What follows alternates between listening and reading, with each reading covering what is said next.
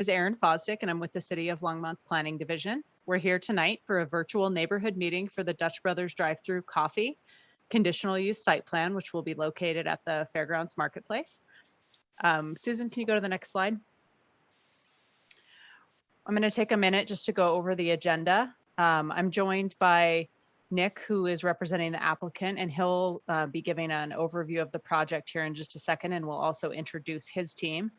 I also want to thank Susan Wallach with the city, who's behind the scenes helping us run this meeting. I'll be facilitating from the city's perspective and giving information on the process tonight, and also kind of running through the questions and answers. So when we get to the section of the meeting after we hear from Nick and his team, everything okay, Susan? We lost the presentation. Give me just a second. Okay. So what we'll be doing tonight is I'll go through the kind of process steps and what you can expect as a resident if you got noticed as a property owner or resident. Nick's going to really have the bulk of the show, and he's going to go over some of the site details, some conceptual building elevations, and then we'll leave plenty of time for question and answer at the end of the meeting. When we get our presentation back up here, we'll give you some instructions on how to call in. Don't worry about writing all the information down. We will put the slide up again, and at that point in the meeting, we'll take a small break, and we'll give you a chance to call in using your telephone. So when it's time, we will let you know that it is time. Susan Erin, will put, yeah. Garrett, give me just a minute. Okay. I was closing some windows, and it looks like I may have stopped the recording because it's saying no data for me now, although we are live. Okay, now it's live. Now it's back. That is odd. Do you want me to go out and check the YouTube? Yeah, I am on it. Okay. And that's why I stopped you, because it said no data for a second. Okay. You think we're ready to go? It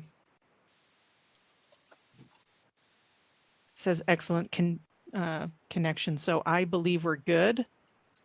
I got concerned because I had to close a window and then I saw no connection. So I just wanted to make sure we were live. Okay. Let me pull the screen back up and you can continue. Sorry for that interruption. That's okay. I want to make sure we are good.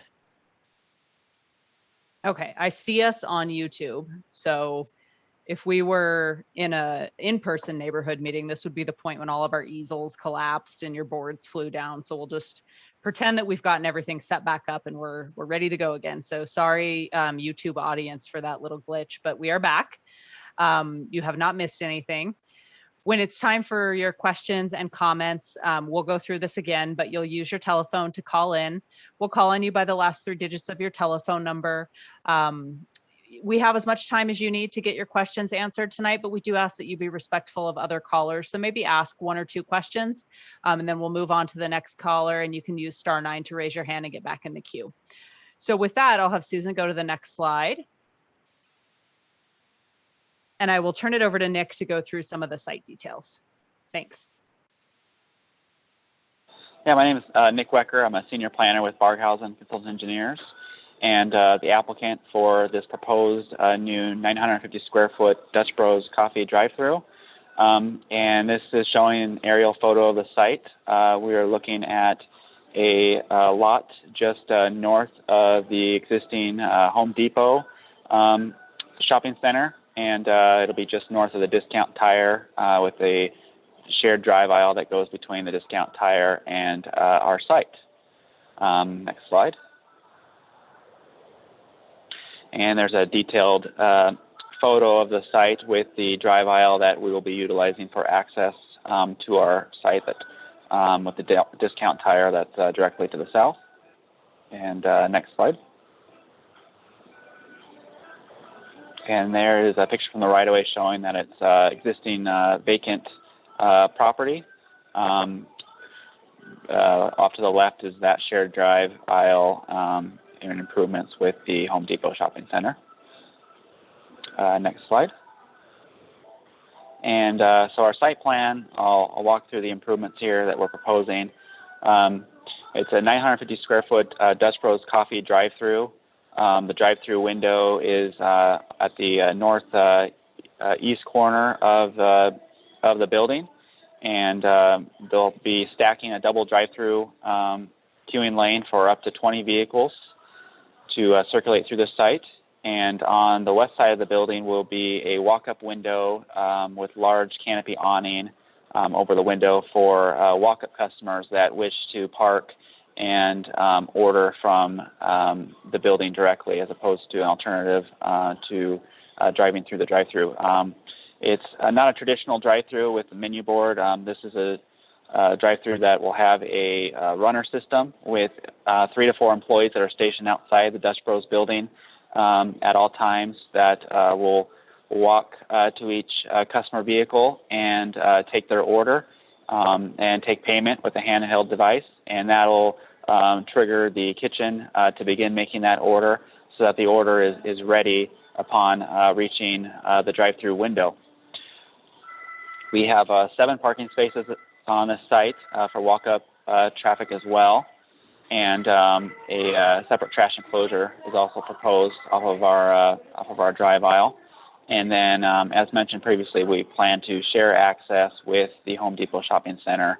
So the site will actually tie back into that drive aisle for exit back out onto the right-of-way.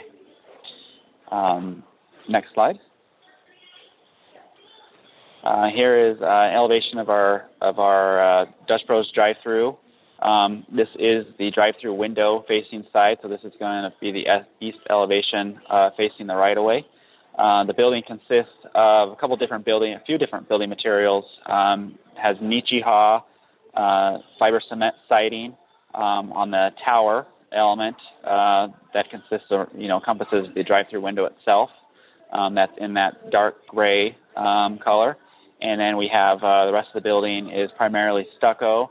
That'll be our Dutch Bros blue color. And then we have stone veneer finish, El Dorado stone along the foundation to highlight the building as well. And next slide. This is the opposite side of the building, facing the interior of the site, where we have the walk-up window that allows people to park and walk up to the window to order.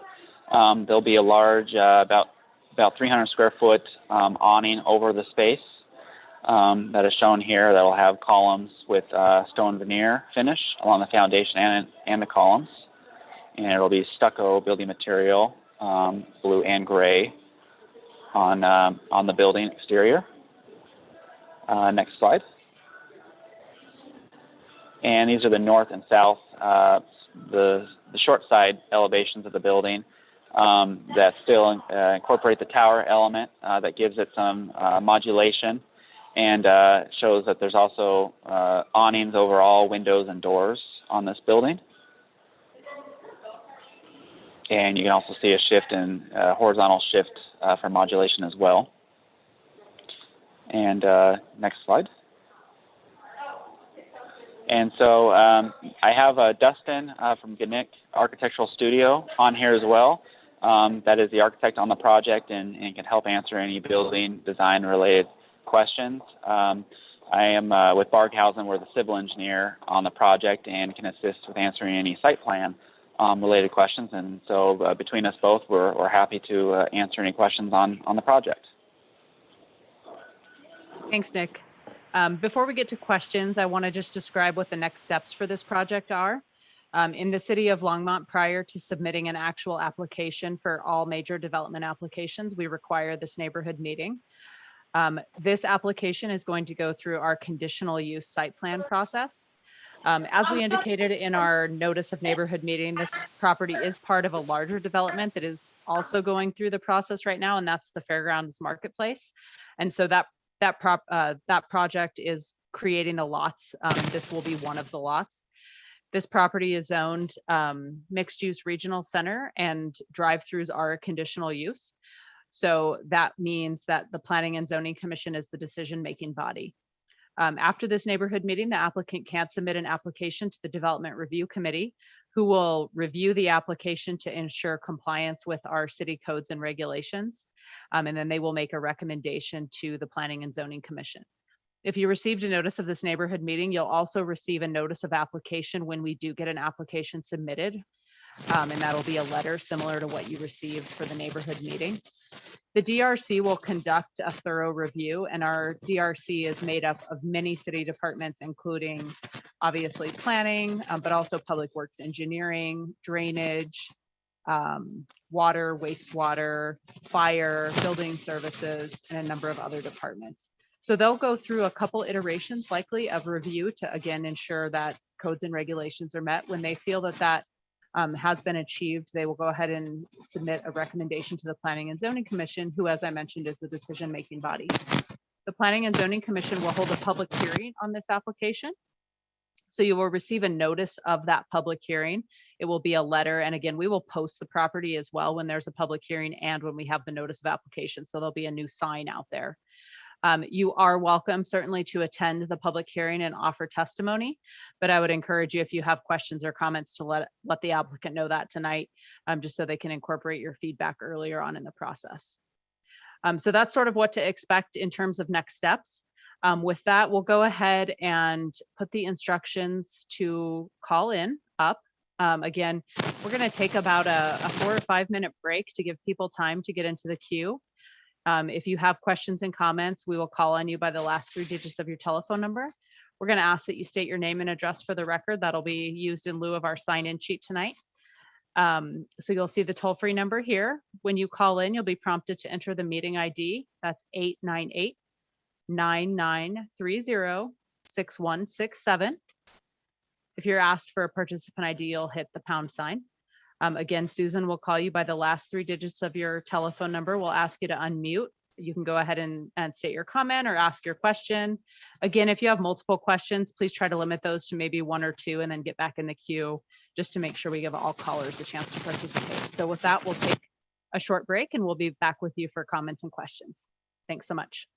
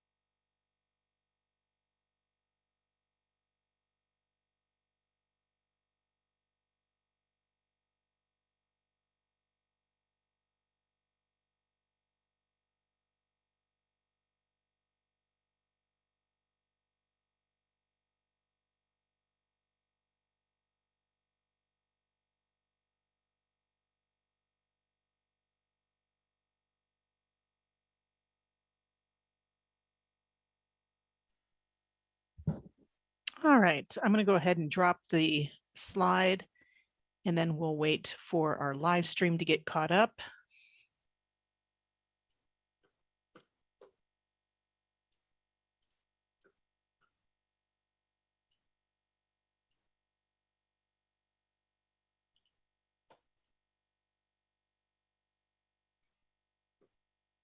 All right, looks like we are back, and we do not have any callers at this time.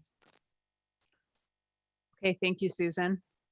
So just for folks that are watching, if you do think about a question that you might have or a comment, you can feel free to follow up with either myself or the applicant after the meeting. You should have both of our contact information in the letter that we sent out. If you don't have a question yet, but do have a question once an application is submitted, as I mentioned, we'll send out another notice, so you can always contact us. And you'll have the project manager's contact information as well as the applicant's contact information. This video will stay on YouTube. So if you're interested in watching this again for more information or sending this to a surrounding neighbor or friend, you can view this on the city's YouTube channel.